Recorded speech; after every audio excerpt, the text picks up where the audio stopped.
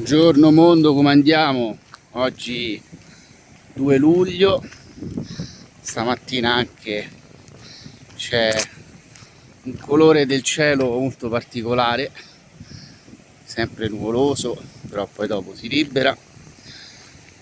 E stamattina volevo fare un po' un ragionamento a voce alta su alcune notizie, articoli che leggo da un po' di mesi, di tutte queste persone che decidono di licenziarsi dalla propria azienda, dalla propria, dal proprio lavoro per cambiare un po' la propria vita, il proprio stile di vita. E leggevo che in America questo fenomeno ha raggiunto dei numeri impressionanti, ma un po' in tutta Europa. La pandemia ha accelerato molto questo fenomeno, però in questi articoli poi manca sempre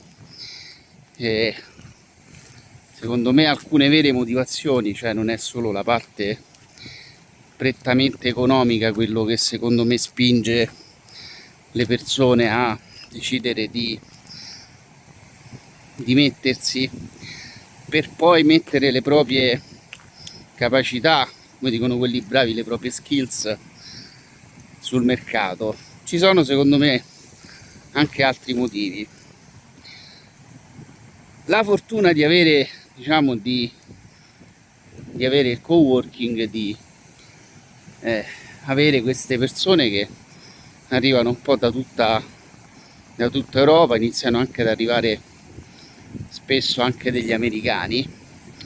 e di riuscire a parlare un po' con loro per capire quello che fanno, il lavoro che fanno, quello che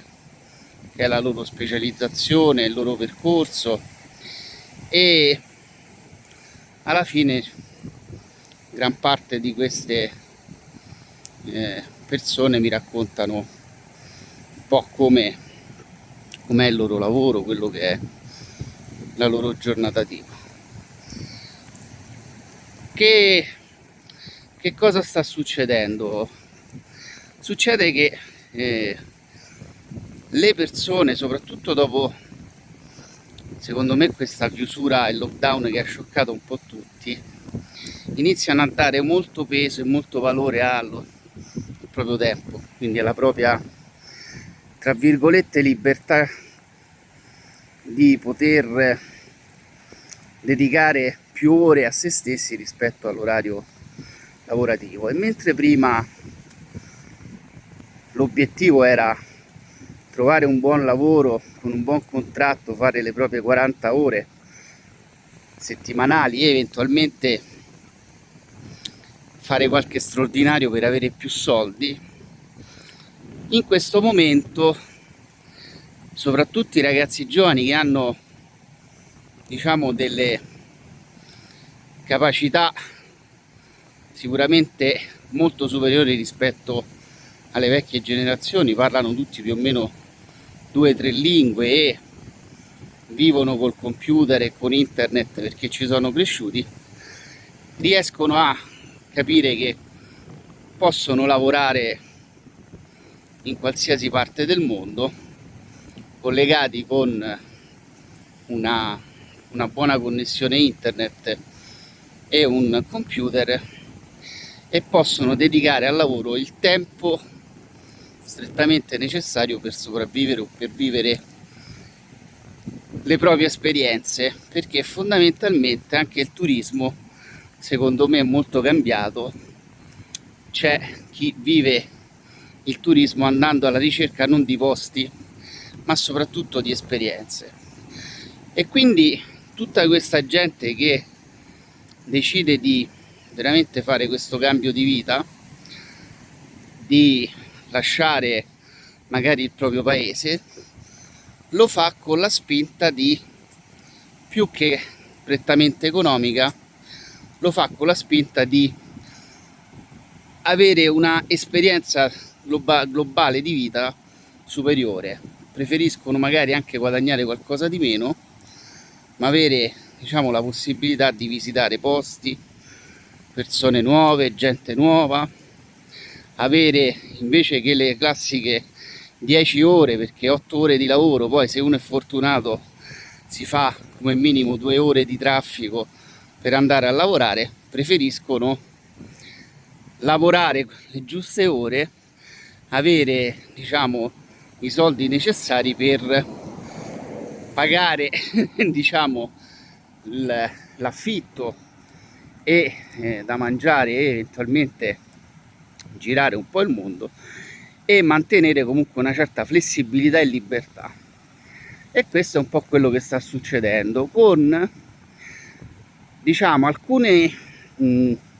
diciamo tipologie di questi, come dicono, nomadi digitali o persone che lavorano in smart working, che poi variano e cambiano a seconda delle tipologie. Principalmente ci sono coloro che hanno anche contratti con le aziende e lavorano a distanza, quindi hanno uno stipendio fisso, o coloro che hanno una propria attività e che naturalmente la svolgono da remoto. Alcuni di questi poi decidono di scegliere alcune destinazioni con caratteristiche che sono molto molto differenti. Io prendo sempre spesso d'esempio e mi faccio raccontare dei ragazzi che magari sono stati a Dubai o che vivono a Dubai, che Dubai è sicuramente una delle mete in questo momento più attive, no? C'è comunque un fermento economico sicuramente a livello mondiale di persone che hanno voglia di concentrarsi soprattutto sulla parte di affari, business e anche il mondo delle criptovalute. So che molti che vivono con le cripto sono a Dubai perché c'è un fermento molto molto molto grande su quello che è tutto il mondo del digitale, criptovalute. Però c'è sempre, diciamo, di contraltare che è sempre comunque una città, una megalopoli. E un ragazzo che è venuto l'altra settimana da me al coworking mi raccontava che Dubai è stupenda, bellissima,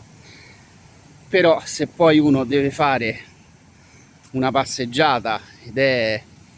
una giornata calda diventa un po' difficile per le temperature, e oltretutto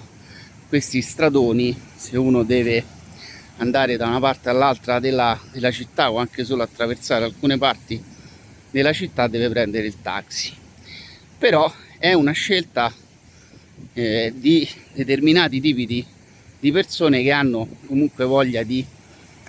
probabilmente avere lusso e comfort che magari altre parti non hanno. Qui alle Canarie, un pochettino qui a Forteventura, arrivano differenti tipologie, diciamo che sono più incentrati su quello che è l'esperienza, la natura, la possibilità di uscire anche a gennaio, andarsi a fare dopo il proprio lavoro un'oretta, 2 orette di mare o di surf o yoga. Tantissime sono le persone che hanno diciamo come obiettivo di centrare il proprio corpo e spirito, e sicuramente l'isola soprattutto Forteventura ma anche Lanzarote è secondo me una meta adatta per queste tipologie di persone. Quindi, come dicevo, gli articoli su questa rivoluzione che sta scioccando un po' anche tantissimi commentatori, manca del fatto che le persone secondo me hanno proprio deciso di dedicare la propria vita, oppure le proprie ore, le giornate, le proprie ore del giorno più a se stessi rispetto che ad avere diciamo delle entrate fisse, dare 10 ore, 8 ore al lavoro a livello giornaliero, 50 ore, 40 ore settimanali, per poi trovarsi magari dopo qualche anno senza aver visto niente, senza aver avuto nessuna esperienza. E quindi secondo me è proprio il modo di avere questa voglia di fare esperienza in giro per il mondo, conoscere gente, con questi ragazzi che comunque ormai parlano come minimo 2 o 3 lingue, è stato secondo me la pandemia ad accendere tutto quello che era un po' in pentola, senza contare che poi le aziende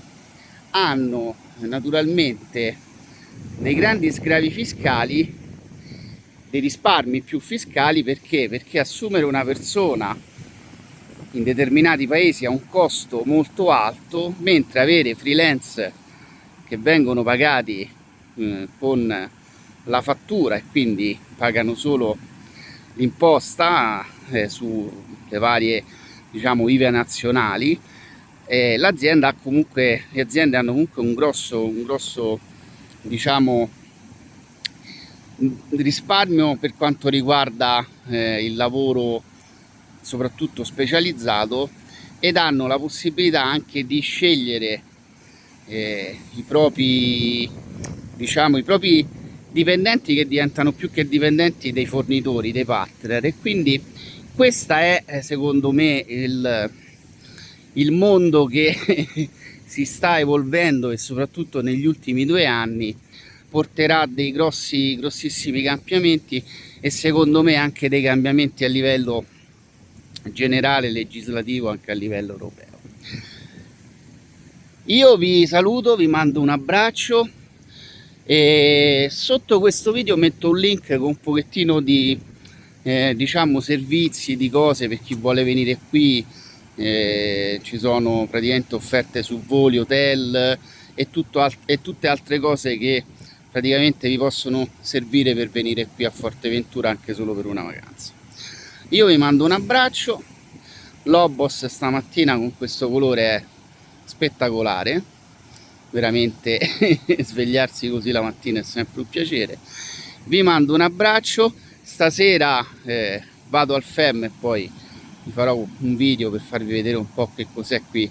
questo festival della musica al Cotiglio. Vi mando un abbraccio e ci aggiorniamo. Ciao ciao.